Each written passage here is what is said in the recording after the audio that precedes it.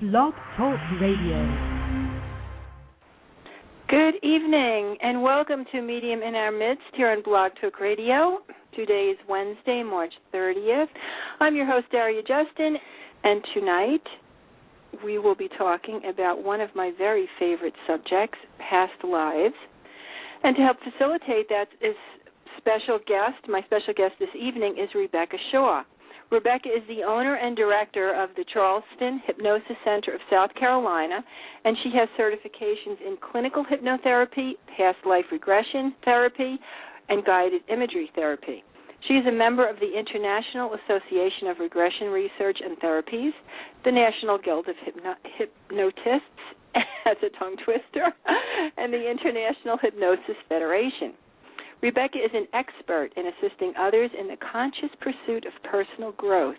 She inspires her clients to tap into their own inner strength and wisdom and make changes in order to find more peace and more purpose in their lives. Her practice is in Mount Pleasant, South Carolina, but the great news is you don't have to be there in person to experience a past life regression or any of her services. So, having said that, I would like to say good evening, Rebecca, and welcome to Medium in Our Midst. Good evening, and thank you for having me, Daria. I'm really honored to be on your show. Oh, I am so happy to have you here. This is such an exciting subject for me, as you can imagine. And so let's begin by talking a little bit about your practice and about what led you to hypnosis. Okay. Well, let's see. I've been doing this work for about 17 years, and I started studying it just sort of as a hobby when I was out in Southern California. But even before that, I went to the University of Virginia, and at the time that I was there, the head of the Department of Psychiatry was Ian Stevenson, and he is, some people may have even read some of his books on past life regression, but he made it his life's mission to go out there and actually clinically do research to prove reincarnation. And when I heard him speak, he was so passionate and so convincing. I think that planted the seed in the back of my mind, and that just sort of lay dormant until I went to Southern California and started taking classes in self-hypnosis. And when I was training in clinical hypnotherapy, my instructor wanted to really give a broad background to us. And so one of the things that we actually did in our initial trainings was doing some past life regression. And it was really fascinating to me. Even at that time, for myself, I wasn't sure what I believed, but the information that came up for me was really powerful, and so I was hooked at that point. So it's interesting that past life regression actually brought you to hypnosis. Well, it did make me curious about it, because when you have a doctor and someone very well reputed telling you that they believe in it, you know, it's the same thing with Dr. Weiss, Brian Weiss. You know, he really, he's the psychologist who's written so many books that people have read, and that just lends credence to it if someone like that is open-minded to it. So what I want to talk about is, let's clarify for people, you know, there's so many misconceptions about being hypnotized. So maybe you can explain to our audience what happens when you are hypnotized. People think sometimes that they're put into a trance and they don't know what's happening. And so let's have you clarify that. So it really is just allowing yourself to quiet your mind and be receptive, you know, almost like blanking your mind out like a plain blank movie screen, and then letting that story come to you. And what's fascinating is a lot of people will say, well, gosh, if you had, you know, told me to make up a story about why I have a fear of water, this would not have been what I would have made up. And that's what's convincing to people oftentimes, is what comes to them is not what they would think analytically about, you know, making up in their minds, if that makes sense. So when something really takes them by surprise, yes, then that's a powerful key for their mind to say, oh, I wouldn't have thought of that. Right. Like, where did that come from? You know what interests me, too, is that people, and I know I've been through stages of this myself, where people are drawn to certain time periods or certain styles that reflect, for me, powerful past lives. Have you had any experience with people who will be saying, oh, I always have to decorate my house in a Victorian way, or, has that happened for you in any way? Yes, I think there are a lot of people who feel drawn to certain time periods, feel like they have lived, experienced a certain battle or a war. I had a guy recently who told me he felt like he was at the Battle of Troy and he was killed. Oh, wow. But even with that said, what's really fascinating is oftentimes when they do the past life regression, it's not that time period. And it may be because oftentimes how I phrase it for people is I'll give them the suggestion that whatever life comes up for them is the one that's most important for them to know about today, that's most influencing or affecting their life today. And so then it kind of can take a different direction when you give that kind of suggestion. Yeah, I think that when we talk about past lives, many people have many different beliefs about past lives. I kind of resonate with the idea that we are living all of our lives simultaneously, like the pages of a book, and our soul has the overview of all of our lives.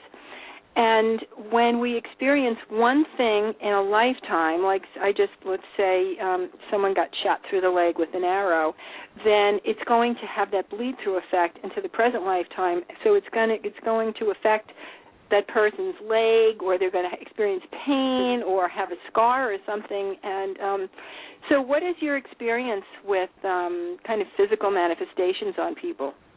And that brings up Ian Stevenson again. He would find that oftentimes the children he was studying, because he felt that if these past lives came from children in remote villages in India, then it couldn't be tainted from watching television or reading a book. But he was fully convinced that if you have a birthmark, that is oftentimes a scar from another lifetime. And I did have a woman who came in to see me, and she was exploring past lives, and she happened to mention that she was having knee troubles. And during one of her regressions, she went back to an earlier life where she was a young boy with polio who had those metal braces on his legs. And once she gained the understanding of what she was supposed to learn about that lifetime, the pain went away, and that was really mind-blowing for me. That's amazing. And I'm sure with what you have witnessed in your practice that you get as much out of this as the people that you are helping. Oh, it is extremely rewarding because, yes, back to your idea of someone doing the regression, I am the guide, I'm the facilitator, but the story comes to that person, and oftentimes it's very cathartic, meaning people cry. They literally feel like they're there. And I had a woman, she came with her husband and another couple. She was just sort of along for the ride, and but her husband was very interested in reincarnation. She said, well, I'll try it. And she ended up having this mind-blowing experience where she remembered being on the Arizona when it was bombed during Pearl Harbor, and she was moaning and she was groaning, and it was really fascinating because I asked her what was the point of her being involved in this and being involved in war, and it was camaraderie and bonding and loyalty were the lessons that she was supposed to learn from that life, and that was really cool because she had no expectations, and those are my favorite kind of sessions when people just, you see they walk out and their mind is just stretched. Yeah. So that's a good thing for people to come in with no expectations, because you don't want to be so focused on, especially if you're aware of past lives, you don't want to be so focused on something that you're going to block everything else out. Right. So did they do it together? Did people actually do this together, or did you do each one of them separately? I did them separately. Okay. Yeah. So they each did, although I have done groups before, several times I've done, getting a group together, and it's a little, you'll have some people who really get into it and spontaneously recall, but then some people it's kind of difficult because you can't time it or pace it as well as you can one-on-one. Right. And in the instance of having a husband and a wife come in separately, did anything come up where they had shared lifetimes? I have had people, not that particular couple, but I have had a couple who had shared lifetimes, and it was really interesting because he remembered a life where he was an American Indian, and his wife in that life was in a covered wagon going across the prairie. He didn't speak English. He didn't speak Native American. And then when she got regressed, she was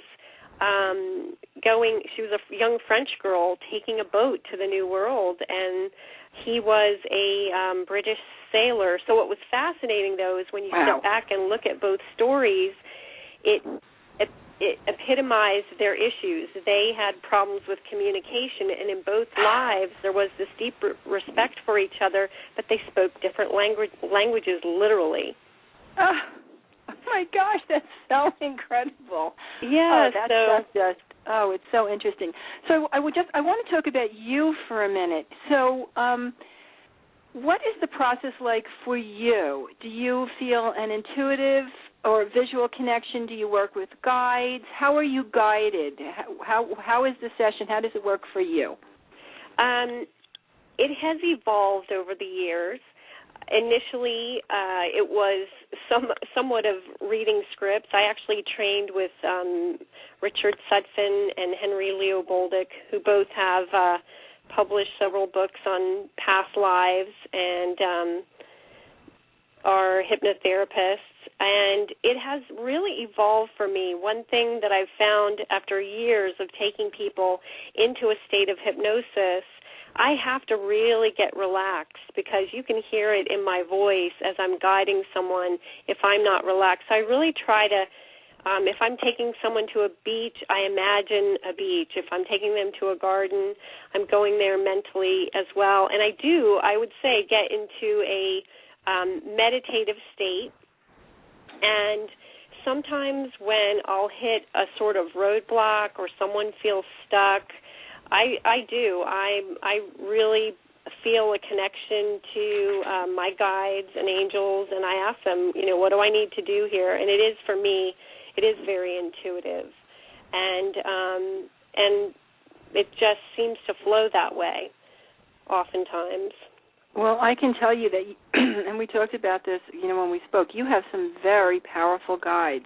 You have some really powerful guides working with you, and I want to let everyone here know that they are so grateful to you because you didn't have to take this route. You could have been up there doing other work, in a higher vibrational energy. And I hesitate to use the word sacrifice, but it feels almost like let's put it this way, you put the greater good of humanity above your greater good. And they are applauding you for this. So that touches me so much. My heart feel so good. Thank you. It just makes my heart feel so good. Well, I really love what I do. I love helping people. And, again, going back to this idea of there's nothing more wonderful than helping someone connect in with their own inner wisdom and gaining that clarity. It's, if anything else, no matter what, if you're doing past life regression or hypnosis, guided imagery, they're all clarity tools. They're tools for you to go inside of yourself and to see things more clearly, to maybe understand where emotions come from and deja vu feelings come from. And that, to me, is really empowering when you can go inside and really know yourself. And I love the way you said gaining wisdom, because not everything is about healing. there are lots of the wisdom. Lots of times, the wisdom we can attain is just for our own soul growth, and it's not always about healing. So when people come to you specifically for past life reading, what do you find are there many different reasons they come? For fun, for excitement, for wisdom, for healing? Have you experienced lots of different reasons? I would say in a general sense, if it isn't to overcome some sort of phobia, like a fear of water, fear of heights, something like that, it's usually because they're just having trouble. They feel like they're stuck with some emotion, and they can't pin it on anything, incident from childhood or anything. And so they're looking for clarity. They're looking for some form of insight and wisdom, and that is usually almost always what comes out of it. So people come in with different agendas. They don't necessarily come in for past life regression. If, as you said, someone comes in with obsessive behavior or an excessive fear, how do they end up going to, how do you lead them into a past life regression? How does that happen? Well, honestly, I pretty much let the client guide that. If we've done, I have a woman who has been working on weight, and she's been really religious about listening to her recordings and whatnot, and there wasn't really anything, from childhood, and she really feels like she kind of came in with, that's the thing, people will say, well, I feel like I came in with this sadness, or I've always had this problem with food or whatever, and so then I suggest it as a tool, but I would say most of the time people are asking for it. I would say people are really interested in it these days with all of Brian Weiss's books, and they're asking to do it. Sure. So people, and the reason I bring that up is because if someone is a little bit unsure or hesitant, you're not going to force them into a past life regression. You guide them to where they are comfortable going. Oh, absolutely. And it would be because we've already had some conversations and they may have expressed an interest. I think I was sharing with you, I had a stockbroker who came to see me years ago, and he said, I have a great life. This was in Newport Beach, California. I make good money. I drive a great car. There's nothing wrong with my life, but, I keep having these feelings of guilt all the time. So we did traditional hypnosis, and it seemed to get him halfway there. And he was really frustrated, and he said, I feel like I came in with this guilt. And I said, well, do you feel like it was there before this lifetime? And he was like, yeah, I've never thought about that before, but I'd be willing to explore that. And it was really amazing. He went back to a story of a life in Germany where he lived in a small village, and he exposed some Jews, a family of Jews that were hiding there, and they were killed. And wow. And he carried this guilt his whole life about doing that to this family.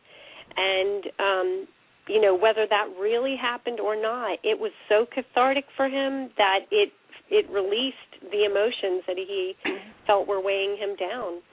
And it was and because it's not just about people coming in and experiencing something terrible that either they happened to them or they did to someone else. It's the experience of understanding why it happened and then being able to release whatever negative feelings are attached to that. Right. This is so much fun. Okay, so tell me about when people are really, in the zone, what kind of physical, you talked about emotional changes, that people will get emotional. Do you see any physical changes? Well, I told you on the phone, it's just amazing when people go into hypnosis, I see what they looked like when they were 10 to 15 years younger. Because they get out so the relaxed. Kodak camera, take a picture. Yes, they get so relaxed. But it's really interesting. It depends on the person. Some people will, and I think it depends on your personality. If you're a very detail-oriented person, you're the type of person that will recall every detail. I had this one woman, it took an hour to go through the kitchen in this home that she lived in another lifetime. She was smelling the pie baking in the hearth and feeling the warmth from the fire. And then other people get more impressions. Feeling people tend to get more of just an impression of what's going on or a feeling of what happened. But what's really fascinating is people will change their diction. They will use the words and phrases that people would have used back then. Right. That wouldn't be part of their psyche today. Right. And, for example, I had a girl who remembered coming over on a boat with her family to the New World, she said, and her husband died of the disease on the way over. And I'm thinking in my mind, the disease, and she said the rats. And I guess, back then that's probably what they would have called it, the disease, because it was the only one. And, it was because it was the plague. It was the Black Plague. They called it the disease. Yes, so that's really interesting. And then, of course, it's really fascinating. I actually have, I record the person. I don't record me during the past life regression sessions. I record what the person is recalling or the story that they're seeing or sensing. And then I have many people who actually take the time to go and research that town, the names, and that's when it really gets interesting, when people actually validate the information that comes up for them. Yeah, I mean, many of us are aware of children who will talk about other lifetimes, having different names, knowing other people. And now, of course, with the way the world is moving, in seeking spirituality and being open, it's much more embraced, whereas before it would be just kind of ignored or shut off. So, gosh, that's so fascinating. So tell us about the oldest time that you took anyone back to, or I should say they took themselves back to. I actually did a regression on a woman who went back to caveman times. And amazing.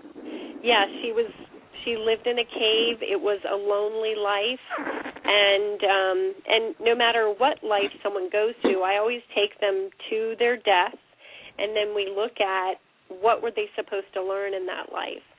So even in this caveman time, which was very simplistic and kind of lonely and pretty boring, there was a lesson to be learned in that lifetime, for at least for this woman.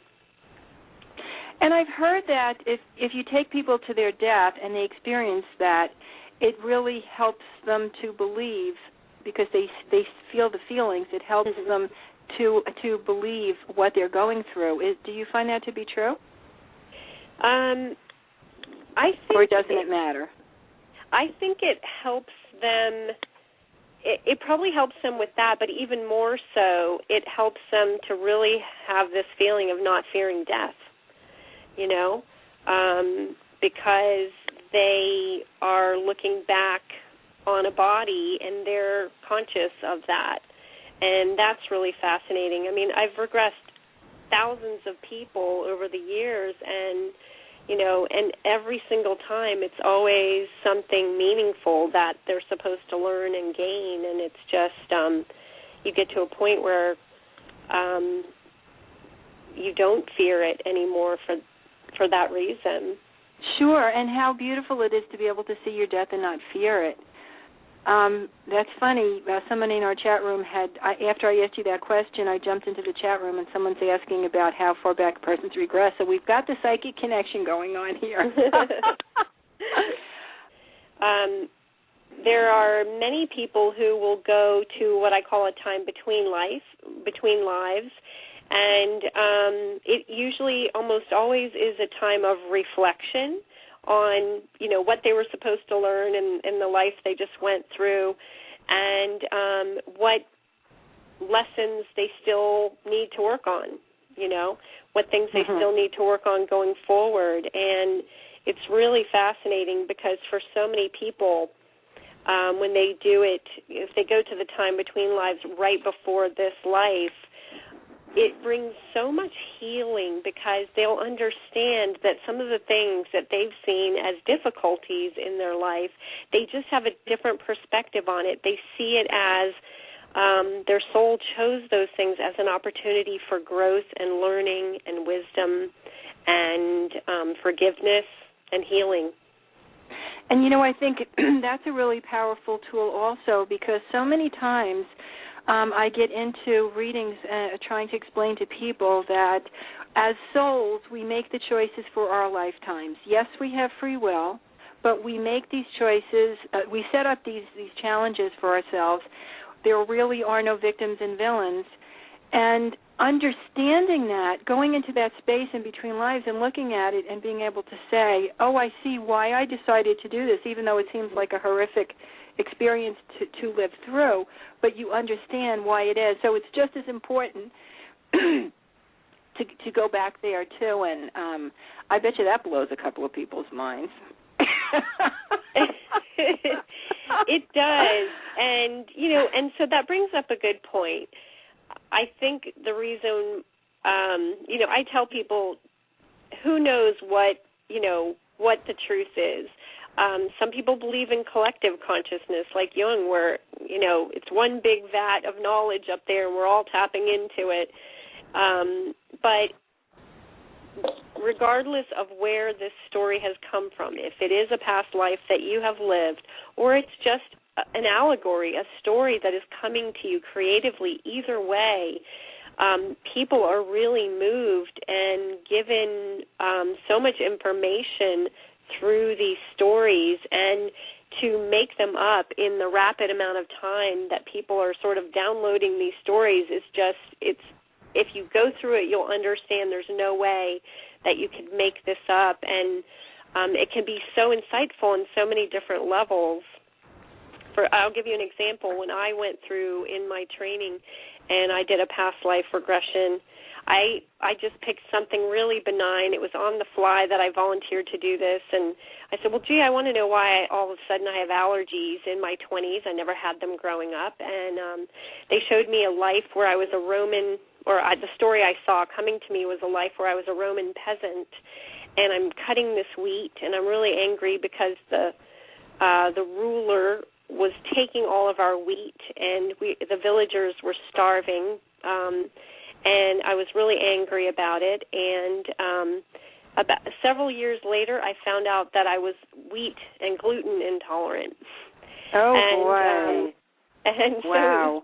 So, my inner mind conveyed a really powerful message to me, and at the time I just wasn't aware enough. I was so new into all of this that I wasn't aware that message was there until later. So that's what I try to do with people when they come in, is because I've done this for so long, is help them to kind of find or see those messages for themselves. Yeah, that's pretty amazing.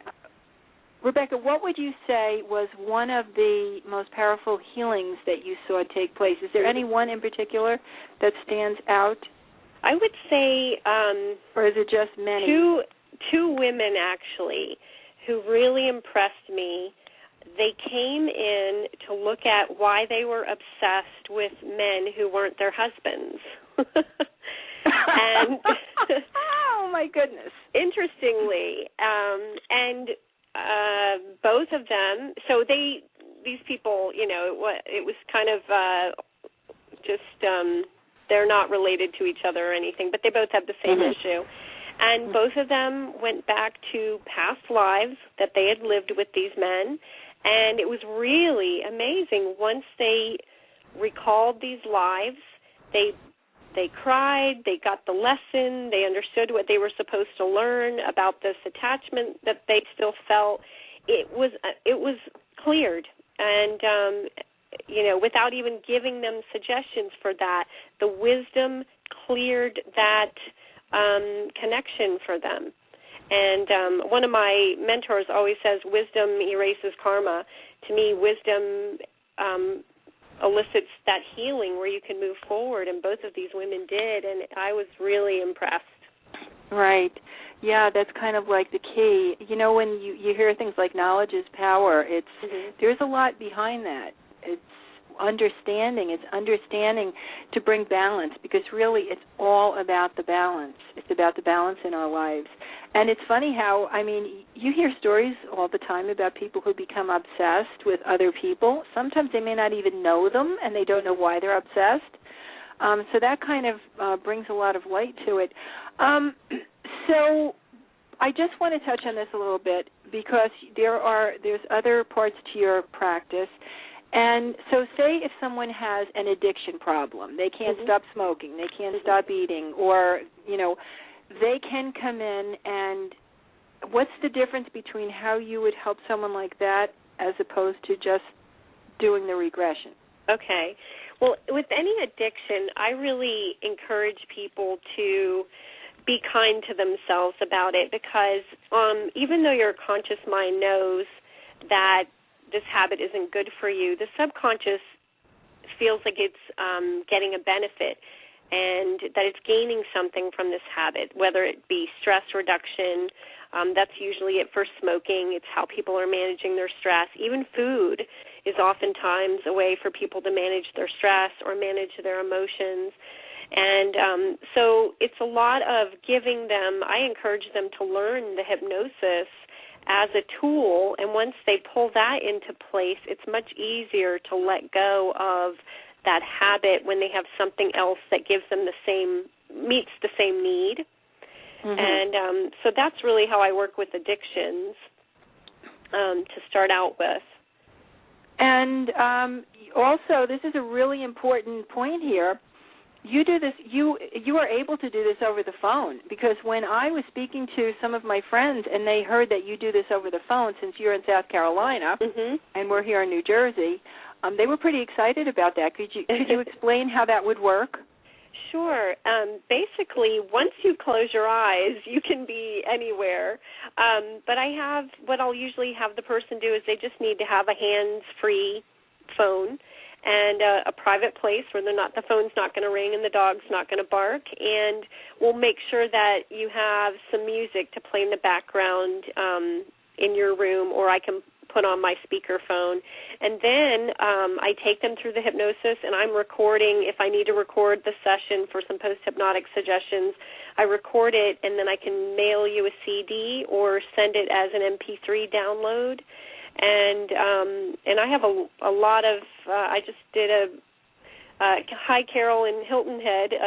She said she was listening tonight, so we just did a distance session on Tuesday. And, once you close your eyes, you can pretty much be anywhere. Yeah, and that's something that I come upon, too. People say to me, how can you do a reading over the phone? And I say to them that as long as I can connect with your energy, you could be on the moon. As long as we have some kind of satellite connection there, you know, it's just being able to connect to their energy. And I suspect for you that from your part of it, since you have such an incredible intuitive ability, that you have such a gift here, and I'm really calling it a gift because it really is a gift, that you have taken and expanded upon. I mean, from you, what I get from your energy is you have someone who could play the piano, and now you're Beethoven. So being able to just make that connection, and you intuitively are guided where to go with them, this is a wonderful thing. So once again, your website is? It's www.charlestonhypnosiscenter.com. Right, and everybody could get all the information there. Okay, so I am going to start taking some calls. So my first caller, if I can get my switchboard to, there we go. Okay, 732-504, you are on the air. Hi. Hi. How are you? I'm good. Who am I speaking to, please? It's Nancy. Okay, Nancy, what's your question? Well, my question is, I've never been hypnotized before, and I seem to be having some issues with abandonment, and I'm wondering how long would it take for me to actually get to the root of something like that? Is it one session, couple sessions? Hi, Nancy. Hi. That's a great question, because when someone comes in for a problem like that, I like to look at it and see where it was triggered. This is basically sometimes someone can have an issue that they bring in, a feeling that they come in with this life, but then something will happen in this life to trigger that same feeling. Mm-hmm. It could be, your first love abandon you or something. Mm-hmm. So how I usually work is I don't usually do regression on the first session because I really want you to feel comfortable with the process. Mm-hmm. So the first session is teaching you the hypnosis, getting you used to what to expect, mm-hmm. and then on the second session, really what we do is we take the feeling and we follow that feeling back in time. Mm-hmm. And for many people, it involves clearing some things in this life, and then if that person feels the want, the need, the instinct, we'll keep on going, and we'll mm-hmm. go back into past lives. And I had a woman who had a fear of water, and that's what happened for her. She had mm-hmm. some scary events when she was a child, and then we cleared the emotion. Even though logically, analytically, you've moved past an event, I believe on the emotional level, oftentimes there is no such thing as time, and that trauma or upset will just keep playing until it's healed. Right. So I like to look at your life and going back in time as one big spectrum, and we're just going to follow it all the way back and clear it as we go. And how long would a first session normally, what do you recommend for a first session, time-wise? I usually would do the first session and see what would come up for you in this life, and that would be my normal hour-and-a-half session. Hour-and-a-half, okay. Yeah. Mm-hmm. Mm-hmm. Wow, that's amazing. Okay, well, thank you for calling in. Thank you. And I hope you can follow through with that. I think it would really help you. So in our chat, we have someone asking the Danimator, is it advisable, even possible, to regress yourself? What are your feelings about that, Rebecca? Yeah, I kind of look at it as, there's some people who can walk out there on the golf course and who can swing a golf club without any instruction, and then there's others of us who need lots of guidance and coaching, and I think it's kind of that way with this process. Some people will have just naturally spontaneous recall. Others, it is really helpful to have someone guide you through it so your analytical mind can, really take a step to the back burner. Yeah, so it's a very personal thing. And once again, what I always tell everyone is to learn to meditate, mm-hmm. because when you meditate, you open up so many channels. Okay, I'm going to take another caller. And we have area code 941-735. You're on the air. Hello, darling. It's Donna Rose from Florida. Donna Rose. How are you, Donna Rose? I am fine, and hello to your wonderful guest. Hello. So what's your question? And Donna Rose, you're calling from Florida, right? Yes. Okay. What's your question? So, I have a question. Before the tsunamis that we know of recently took place, I used to have dreams of dying in a tsunami a lot of times, and I actually used to see it. So I had Akashic Records sessions, 3 of them, and they were able to reveal specific detail of exactly how I died in the tsunami. So the good thing is that I stopped having the dreams after that. However, even though I still ride the waves and I enjoy being in the ocean, I still have these in the back of my mind, these apprehensive thoughts about it. Now, how much more beneficial would a past life regression session be in overcoming the emotional component, in your opinion? Well, that's just, and I just want to say this before you even start, Rebecca. That's one thing we talked about before was you experiencing it for yourself. Mm-hmm. Go ahead, Rebecca. I'm sorry. Yes, and also, too, I would start to think, okay, if there's some reason that you're still having apprehension and your mind is still going to that, to me that's an indicator there's still some knowledge to be gained there. And so I would go with it by following the feeling and either letting it lead you to the source of it, whether that is the past life or it's something else you're supposed to know about. And that's how I would look at it, is if it keeps coming up for you, don't dismiss it. It's usually your intuition wanting to convey some information to you. So do you think a session would actually take it further in resolving the apprehension, perhaps? It could. If it definitely could. It could resolve the apprehension by way of letting you know whatever it is you're still supposed to learn. To me, you wouldn't have the apprehension unless there's something you're still supposed to learn from that experience. Does that make sense? Yeah, because I was just trying to figure out the difference of the Akashic Record session versus a past life regression. And it seems like there's more emotional resolution. Donna Rose, the difference there, Donna Rose, is someone accessing the Akashic Records or the psychic information is doing it for you. Mm-hmm. When you go through this process, you're going to be doing it for yourself. Mm-hmm. Excellent. Okay. Thank you, my dears. Take care. You're welcome. Thank you for calling in. Okay. That was interesting. This is so much fun, isn't it? I love being me sometimes. We are almost out of time, so Rebecca, I want to say thank you so much for being on the show this evening. Please go to charlestonhypnosiscenter.com, and it's been wonderful, Rebecca. Thank you so much. Thank you. I'd like to end my show with a quote, like I always do. And this is from an unknown author. What you need to know about the past is that no matter what has happened, it has all worked together to bring you to this very moment. And this is the moment you can choose to make everything new right now. Thank you so much, Rebecca. Good night, Rebecca. Thank you. Thank you.